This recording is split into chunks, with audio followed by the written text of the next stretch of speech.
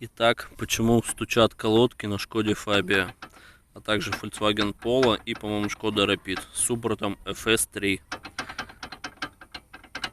Когда новые клыки, зазора такого большого нет, и колодка так не скачет при торможении. Вперед, вперед, назад, вперед, назад.